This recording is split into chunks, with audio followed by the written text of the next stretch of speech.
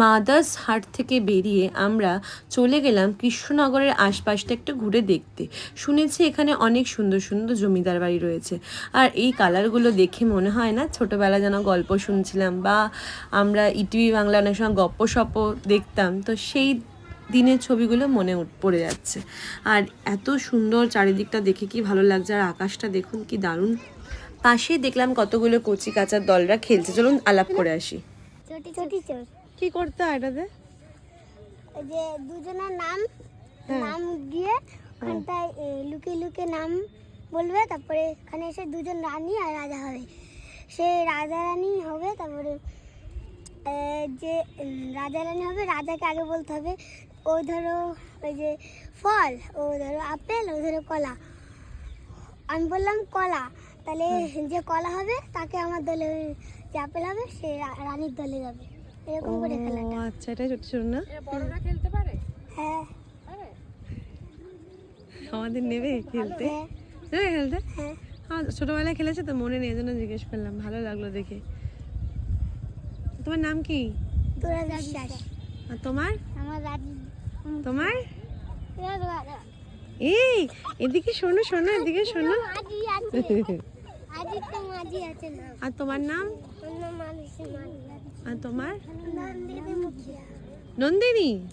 আর দারুণ, তোমার নাম? আদিতি। অদিতি। ও, আর তোমার? আর রাজীব মুখিয়া। আর দাঁত পকলাটার? আদিত্য। ও, তোমরা কি দুটো ভাই বোন? হ্যাঁ, এই তুমি আর তুমি ভাই বোন, তাই তো? এরা তিন ভাই। কারা তিন ভাই বোন? এ দেখো ও আচ্ছা আচ্ছা। কারোর কি কিছু মনে পড়লো ছোটবেলায় কেউ যদি এরকম খেলা খেলে থাকো অবশ্যই জানিও। এখান থেকে বেরিয়ে আমরা চলে গেলাম পুতুল পাড়াতে। এখানে শুনেছি বিভিন্ন রকম পুতুল তৈরি হয়, আর বিভিন্ন রকম মৃৎশিল্পী এখানে বসেন। আর দেখুন কি সুন্দর সুন্দর পুতুল এখানে তৈরি হয়ে আছে। আমরা গেছিলাম রবিবার, তাই আমরা খুব বেশি লোকজন দেখতে পাইনি। শুনেছি রোববার দিন নাকি বন্ধ থাকে, অন্য দিন গেলে হয়তো অনেক মেলা বসতো, অনেক ভিড় জমতো এখানে, সেটা আমরা মিস করেছি। বাট ঠিক আছে, যতটুকু দেখেছি ততটুকু কম কিছু নয়। কাকু বলছিল এখানকার মানে মাটির পুতুলগুলো এত সুন্দর ওয়ার্ক, মানে এত সুন্দর হাতে তৈরি করা হতো জিনিসগুলো, দেখে মানে একটা অন্যরকম ব্যাপার, যেটা এখন অনেকটাই হারিয়ে গেছে বর্তমানে। এখন সবটাই নাকি ছাঁচে তৈরি হয় বলে জানতে পারলাম, কিন্তু আগে নাকি প্রত্যেকটা পুতুলের হাত পা সমস্ত কিছু আলাদা আলাদা পার্ট করে এখানে জোড়া লাগানো হতো। এখানে আমরা একটা বাউল দেখেছিলাম, এত সুন্দর ছিল বাউলটা, ওটা নাকি হাতে তৈরি, কাকু দেখে বলল। কাকুর অনেক অভিজ্ঞতা আছে, কারণ কাকু আগে এখানে বেশ কয়েকবারই এসেছে। আর এই দুর্গা প্রতিমাগুলো যে আমার এত ভালো লাগে কি বলবো।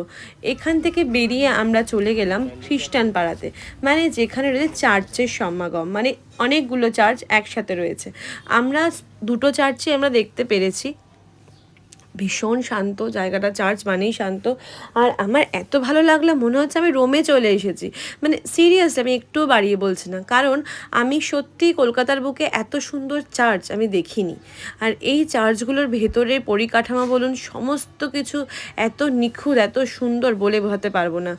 খ্রিস্টান চর্চার পরে আমরা একটু মন্দির চর্চা করতে গেলাম। মানে আমরা বাঙালি হিন্দু, একটু মন্দির চর্চা না করলে কি হবে, সমাজ তো মেনে নেবে না। সেই জন্য আমরা মন্দির চর্চায় গেলাম একটা কালীবাড়ি দেখতে। এখানে কালীবাড়িতে দেখুন কি সুন্দর সব আমাদের পিঠের ধামগুলো লেখা লেখা রয়েছে।